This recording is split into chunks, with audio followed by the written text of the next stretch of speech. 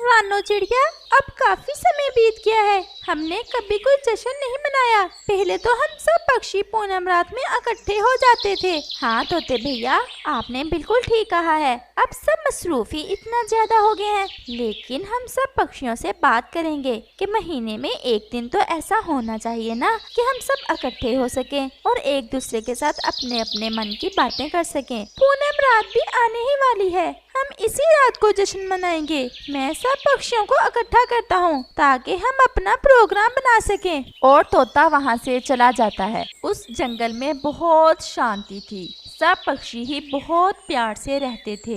लेकिन अब तो सबकी जिंदगियां कुछ ज्यादा ही मसरूफ हो गई थीं। असल में बारिश को हुए काफी दिन बीत गए थे और पक्षियों को दाने और पानी के लिए दूर दूर जाना पड़ता था, इसलिए पक्षी एक दूसरे से मिलते भी जरा कम ही थे। तोता सब पक्षियों को जमा कर लेता है।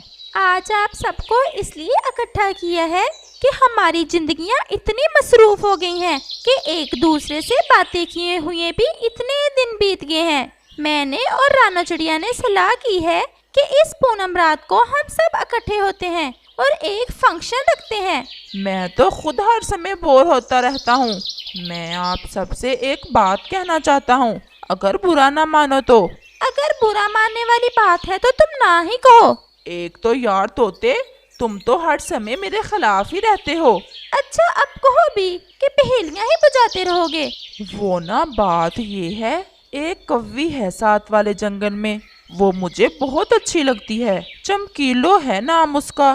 कव्वे भैया, अगर गौरी को पता चल गया ना तो तुम्हें छोड़ेगी नहीं वो। तो फिर मैं क्या करूं? गौरी तो हर समय नाराज होकर अपने मैके गई रहती है। अब मैं ये सब ज्यादा अरसा नहीं बर्दाश्त कर सकता। मैं चमकीलो से शादी करके ही रहूंगा और आप सबको मेरा साथ देना होगा। अच्छा, तो तुम्हारा मतलब है कि तुम्हारे साथ हम अपनी जान से भी हाथ धो लें। रानो चिड़िया, गौरी के मैके वालों के चीलों के परिवार से बहुत संबंध है, हम इस कालू की बातों में बिल्कुल नहीं आएंगे। अच्छा, अगर तुम मेरा साथ नहीं दोगे तो मैं भी कभी तुम्हारे काम नहीं आऊंगा। पहले तो जैसे हमारे सारे काम तुम ही करते हो। रानो बहन प्लीज, तुम मेरा साथ जरूर देना। अब तुम ही बताओ, गौरी कौन सा अच्छी है? मुझे हर बुरे काम पर वही लगाती है। जब मैं उसकी बात नहीं मानता तो नाराज होकर चली जाती है। चमकीलो बहुत अच्छी कवि है, वो मुझे भी बदल देगी। और अगर गौरी ने हमें कुछ कहा तो? उसे पता ही नहीं चलेगा।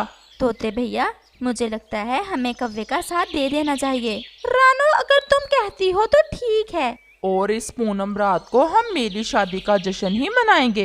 अब आप सबको मेरे साथ चमकीलो की माँ के पास जाना होगा ताकि हम सारी बात तय कर सकें। अच्छा, अब तो सुबह ही चलेंगे, अब तो रात हो गई है। मैं भी सुबह की ही बात कर रहा हूँ। और फिर सब पक्षी अपने अपने घरों को चले जाते हैं। अगली सुबह कालू कौवा सुबह सुबह ही रानो की तरफ आता है और रानो चिड़िया को साथ लेकर तोते की तरफ जाता है। फिर इन दोनों को साथ लेकर दूसरे जंगल चमकीलो के घर की तरफ जाता है। नमस्ते माँ जी। तुम फिर आ गए? मैंने तुमसे कहा नहीं था फिर कभी ना आना इधर। ये आपकी बेटी से शादी करना चाहता है। इसने अपनी शक्ल देखी है? मेरी चमकीलो तो लाखों में एक है। माँ जी, मैं इतना भी बुरा नहीं हूँ, मैं आपकी बेटी को बहुत खुश रखूंगा। आंटी, कालू कौवा बहुत अच्छा है, आप मान जाएं प्लीज। इस बात की गारंटी कौन देगा? जितना अच्छा ये अब बन रहा है बाद में भी ऐसा ही रहेगा। हम गारंटी तो नहीं दे सकते, वो मेरा मतलब है गारंटी तो खुद अपनी नहीं दे सकता कोई, किसी की क्या देगा। अच्छा, फिर मेरी एक शर्त है, मैं पहले तुम्हारे जंगल में आकर इसके चाल चलन देखूंगी, फिर अपनी बेटी की शादी इससे करूंगी। मेरा मतलब है कि मैं आकर कालू के घोंसले में कुछ दिन गुजारूंगी, फिर ही कोई फैसला करूंगी। जी आंटी, हमें स्वीकार है आपकी शर्त। और फिर वो तीनों वहाँ से वापस आ जाते। तोते यार, तुमने तो मुझसे दुश्मनी ले ही ली। तो फिर क्या करते? अगर उसकी बात ना मानते तो उसने तुम्हें रिश्ता देने के लिए कभी भी नहीं मानना था। अब मैं क्या करूँगा? मुझसे तो अपना भोजन पूरा नहीं होता, उसका कैसे करूँगा? कव्वे भैया, कुछ पाने के लिए कुछ खोना पड़ता है। वैसे भी पूनम रात आने ही वाली है, आपको चमकीलों की माँ को जल्दी राजी करना होगा ताकि हम अपना जश्न मना सके, और ये तुम उसकी ज्यादा से ज्यादा सेवा करके ही कर सकते हो। और फिर तोता और रानो चिड़िया अपने अपने घर चले जाते हैं। अगले दिन सुबह सुबह ही चमकीलों की माँ आ जाती है। वो क्या आती है, अपने साथ बारिश ही लेकर आ जाती है। कौवा बेचारा जो आज रात सोया तक नहीं था, सारी रात घोंसले को मरम्मत करता रहा था कि चमकीलों की माँ आकर घोंसले को देखकर खुश हो जाएगी। इतनी तेज बारिश देखकर घबरा जाता है। ये बारिश भी आज ही आनी थी, लगता है बड़ी परीक्षा आ गई है। कौवा ऐसा दिल में सोचता है। क्या हुआ कालू, क्या सोच रहे हो? कुछ नहीं आंटी, आपके लिए क्या लेकर आऊं खाने के लिए? भाई मेरा तो आज सरसों के बीज खाने को दिल कर रहा है। अच्छा, मैं आपके लिए अभी लेकर आता हूँ। और कौवा तेज बारिश में ही चला जाता है। कालू कौवा कबूतर के पास जाता है। यार मेरी मदद कर दो, मेरी होने वाली सास आई हुई है और उसका तो सरसों के बीज खाने को कर रहा है। तुम मुझे थोड़े से सरसों के बीज दे दो। अगर वो मुझसे राजी ना हुई तो चमकीलों की शादी मुझसे नहीं करेगी। और कबूतर को भी कालू पर तरस आ जाता है। कबूतर थोड़े से सरसों के बीज उसे दे देता है। कौवा जल्दी जल्दी उन्हें लेकर घर वापस आ जाता है। ये तुमने इतनी देर क्यों लगा दी? वो सासू माँ, मैं आ ही रहा था कि मैंने देखा कि बुलबुल का घोंसला टूटा हुआ था, तो मैंने सोचा इस मुश्किल समय में मुझे उसकी मदद करनी चाहिए। उसके छोटे छोटे बच्चे बारिश में भीग रहे थे। अच्छा चलो, ये तो तुमने नेकी की है। और चमकीलों की माँ सारे बीज खा लेती है। अब मुझे नींद आ रही है, को थकावट बहुत हो गई है ना, इतना सफर जो करके आई हूँ। ऐसे कहते ही वो सो जाती है। और कौवा बेचारा बाहर पेड़ की टहनी पर बैठा भीगता रहता है। बारिश भी अब जोरों पर थी। कितना मजा आता था। बारिश के मौसम में बाकी पक्षियों से मांगकर अपनी पेट पूजा करता था और सारा दिन सोता रहता था। लेकिन आज इस बुढ़िया ने सारा मजा ही खराब कर दिया। लेकिन मुझे ये बर्दाश्त करना होगा चमकीलों के लिए। शाम हो चुकी थी, बारिश भी अब रुक चुकी थी। ये बुढ़िया तो ऐसे सो रही है जैसे कभी जिंदगी में सोई ना हो। कौवा ऐसा सोच ही रहा था कि चमकीलों की माँ उठ जाती है। सासू माँ, कैसी नींद आई आपको? वो असल में नई जगह थी ना, इसलिए आंख बार बार खुलती रही। अच्छा, मुझे भूख बहुत लग रही है, कुछ लाए हो मेरे लिए? जी जी आंटी, ये अमरूद लाया था आपके लिए, ये ले खा ले। मुझे तो ऐसा लग रहा है जैसे मेरी अपनी माँ आ गई हो मेरे घर में।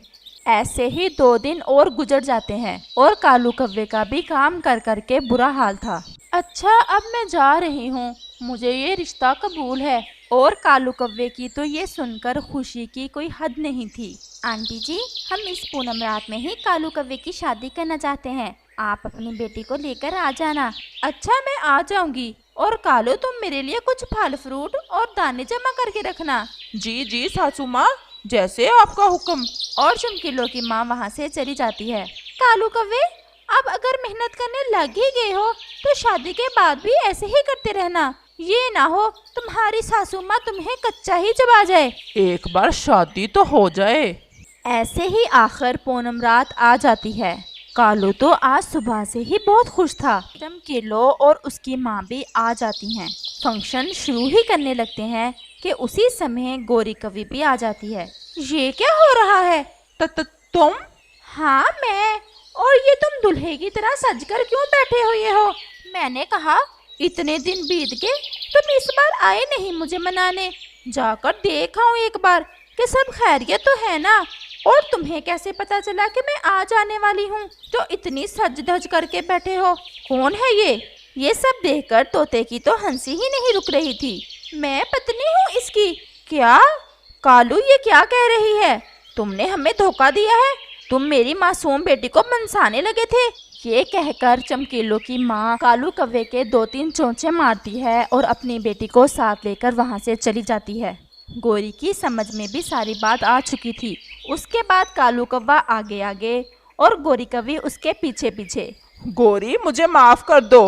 लेकिन गोरी की आंखों में तो खून उतरा हुआ था और बाकी सब पक्षियों का हंस हंस कर बुरा हाल था।